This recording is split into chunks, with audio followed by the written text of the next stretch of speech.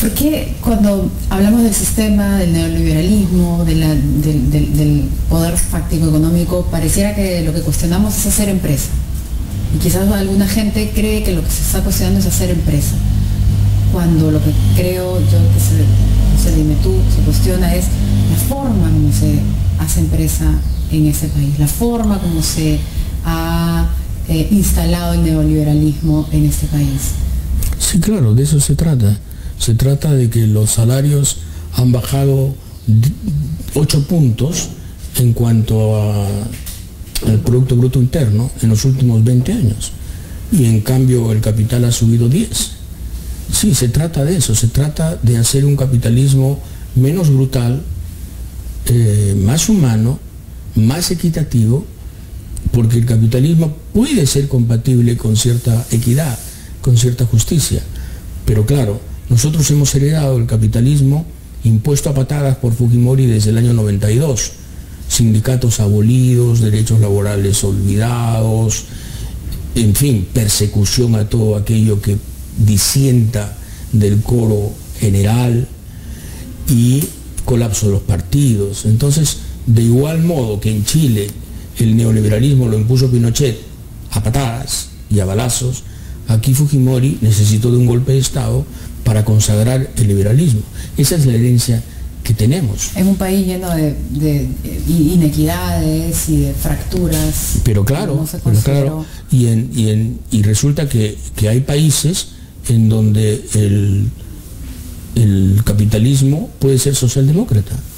Pregúntale a los suecos, pregúntale a los daneses, pregúntale en cierto modo y en ciertos aspectos a los alemanes. Sí, claro.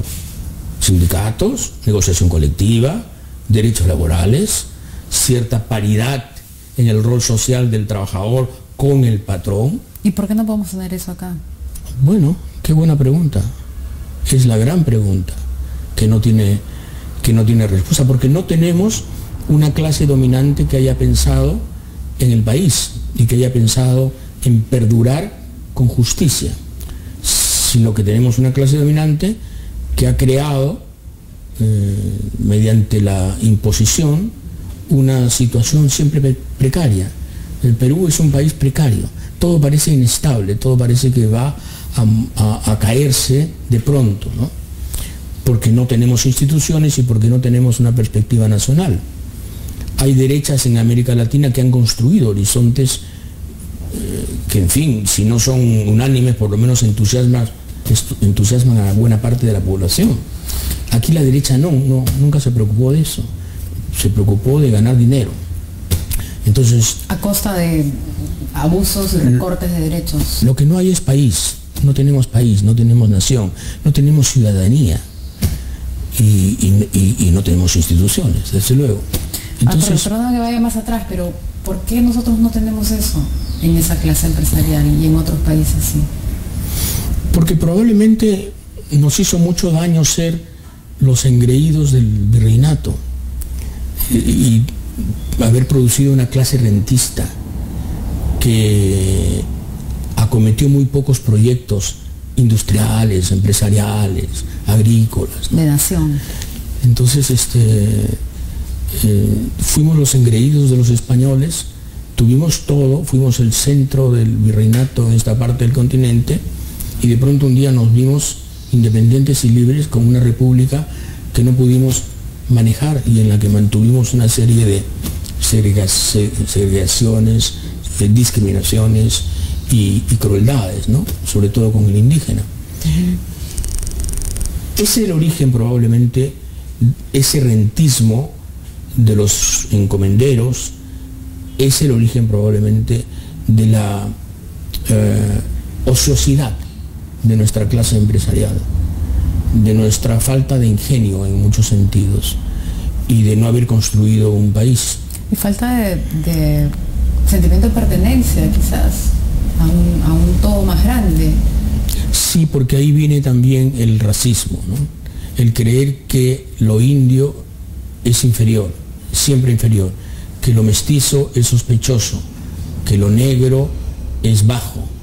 Es decir, toda esta mezcolanza perversa que es parte de la educación todavía de las clases altas en el Perú, ¿no? Al final de cuentas, el choleo se mantiene virgen, está intacto, parece el siglo XIX.